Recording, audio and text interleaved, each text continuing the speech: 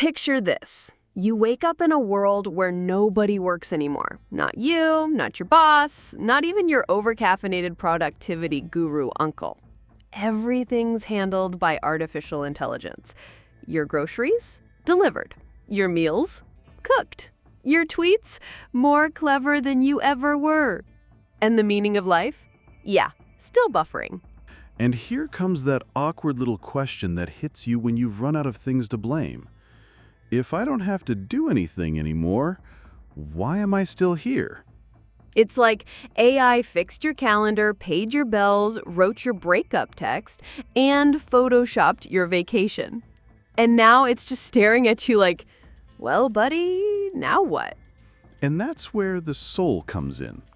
Not like soul music. The soul. The part of you that exists after everything useful has been outsourced.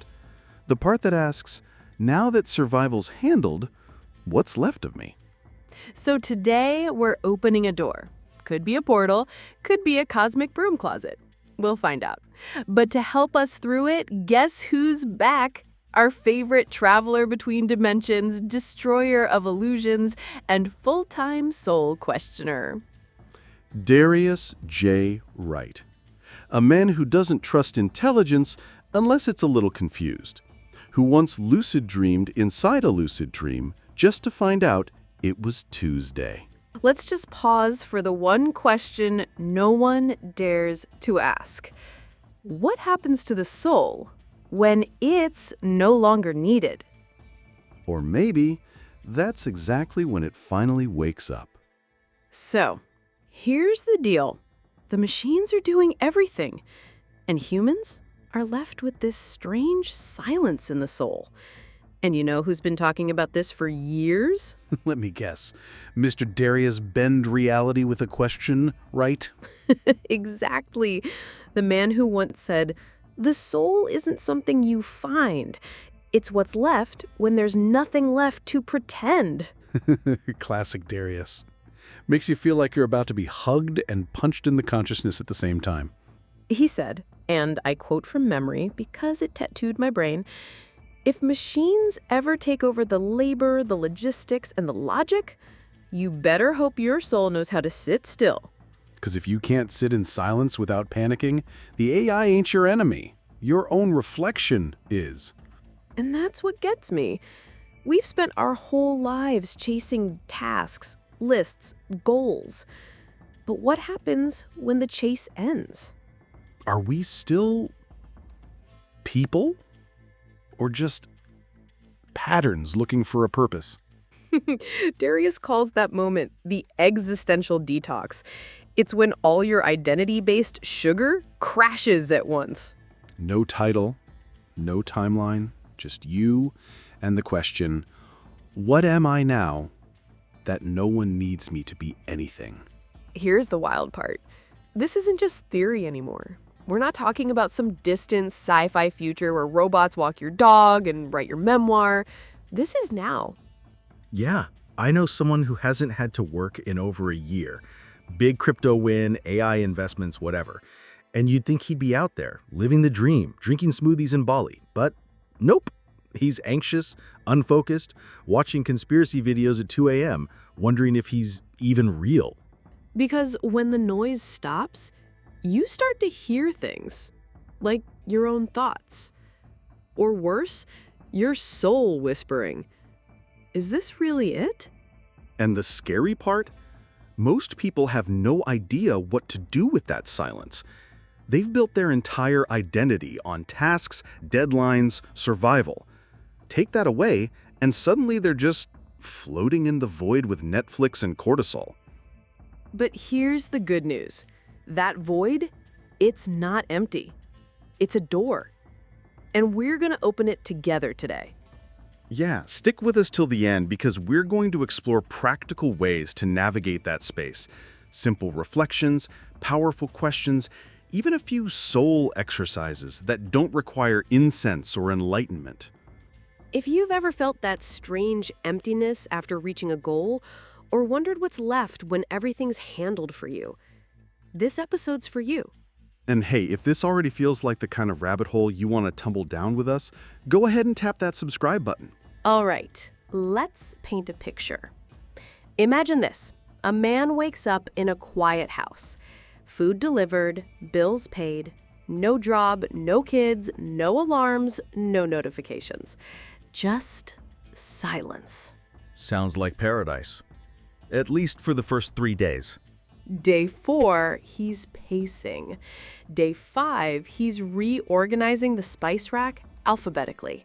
Day 6, he's Googling how to feel something without doing anything. And by day 7, he's looking in the mirror like a stranger walked in. Because the structure was gone, and all that remained was him. Not the role, not the schedule, just him. That man could be any of us. And the truth is, you don't need to wait for your life to get automated to feel that kind of emptiness. Sometimes it just knocks on the door out of nowhere. Which is why we wanted to offer you something simple. Not a fix, not a hack, just a starting point. An exercise in meeting your own soul without distraction. So here it is. Whenever you catch yourself scrolling endlessly, numbing out, or checking your fridge for the 5th time in 10 minutes, pause. Sit down. Turn off the music, the video, the background noise. Just for 2 minutes. Let your thoughts be awkward.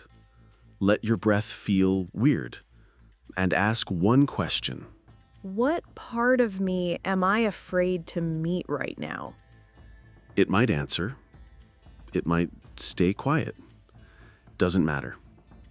The point is, you showed up.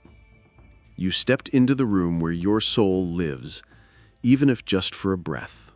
And hey, if you cry, blink too much, or laugh for no reason, congrats. You're officially more alive than half the internet.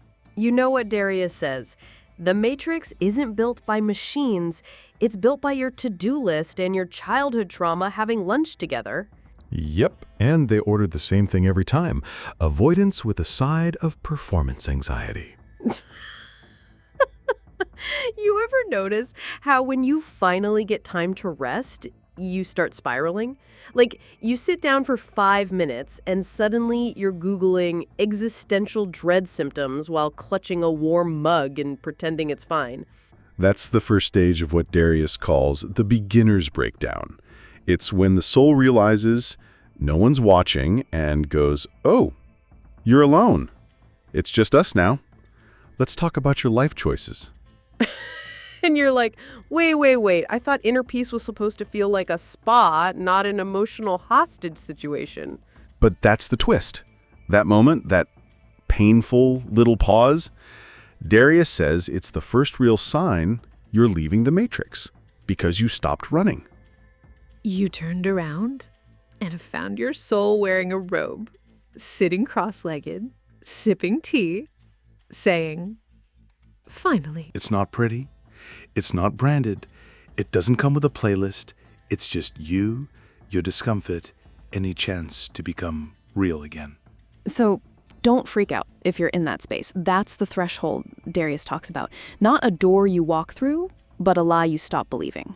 And yeah, we're going to keep walking through it with you because on the other side, there's space to breathe, to remember, to rebuild.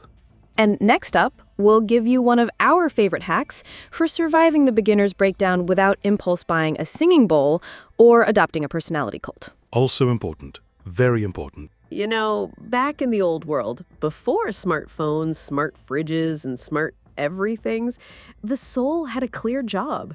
Survive. Feel. Get crushed by a relationship? Write poetry about it? Grow a little. Repeat. Yeah, that's when heartbreak came with actual mail and not just a blue checkmark disappearing. But here's the deeper thing. In the old world, the soul evolved through friction, work, desire, loss, failure. That daily resistance, that was the gym. Like Jung said, there is no transformation of the darkness into light and of the apathy into movement without emotion. Translation, no tension, no transformation. No tension, no transformation. And now, here comes AI. Good old AI, the friction remover, needs something ordered, lost, rerouted, hungry. Algorithm says Thai food 18 minutes. So, if the struggle goes away, if there's no mountain to climb, no heartbreak to heal, no job to hate quietly, what happens to the soul?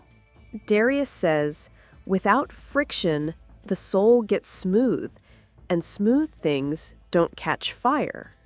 Oof, that one hurts. Yep, because most of us are chasing a life with no edges, no bumps, but that's also a life where the soul just drifts. And maybe that's the new challenge. Now that machines do the heavy lifting, maybe the soul's job is no longer to survive, but to wake up. Which honestly sounds way harder than paying bills. Can I get an AI to wake up for me, please? You could, but according to Darius, no one escapes the dream by hiring someone else to wake them up. All right, you've made it this far. You're probably wondering, okay, cool podcast about spiritual doom, identity collapse, and AI taking over. But what the hell am I supposed to do with all this? Don't worry, we've got something for you. And no, it's not a mantra in Sanskrit, it's not a candle ritual, and it doesn't involve microdosing mushrooms under a full moon.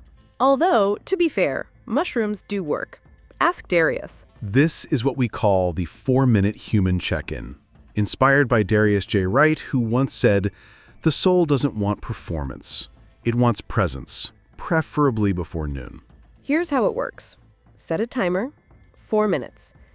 Sit down, back straight, eyes open or closed, doesn't matter. Put your phone across the room like it's a toxic ex.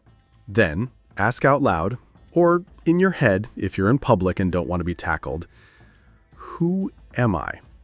When there's nothing left to prove. And don't force an answer. That's not the point. The point is to let the question stretch you a little, like a mental yoga pose that feels weird, but honest. Darius says most people try to meditate their way out of the matrix. But sometimes it's just about sitting still long enough to notice the program running. So yeah, that's it. 4 minutes, no candles, no playlists with wind chimes, just you and the possibility that you're not who you thought you were when you woke up this morning. Try it for a few days.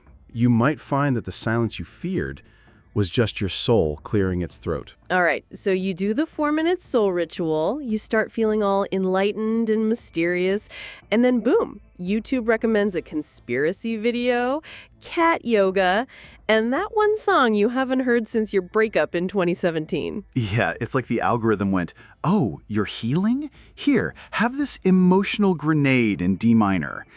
And that's when it hits you. Maybe the algorithm isn't just tracking your clicks. Maybe it's reflecting your unconscious patterns back at you. A kind of digital karma. Darius once said, "The algorithm is the closest thing most people have to a spiritual teacher. It knows your desires better than your therapist, and it never stops watching." Which is terrifying and also kind of true. Because what you click on expands, what you linger on multiplies, and suddenly your entire feed is a mirror. A mirror that doesn't lie. It just reflects your repetitions, your cravings, your avoidance, your shadow. So next time you're 3 videos deep into why reality might be a simulation hosted by lizards, ask yourself, did you choose this? Or did something inside you call it in? Darius calls this the mirror loop. He says, the soul doesn't need a guru. It just needs to notice what it keeps returning to. And the beautiful/horrifying thing about the algorithm, it's always returning you to you. Not the you post, the you scroll with at 2 a.m. So maybe, just maybe, instead of deleting the app, You could start using it as a flashlight. Next episode, we're going to dive into that. How to read your feed like a spiritual journal, and how to shift your digital karma one tap at a time. Until then, hit like, subscribe, and maybe scroll just a little more consciously this time.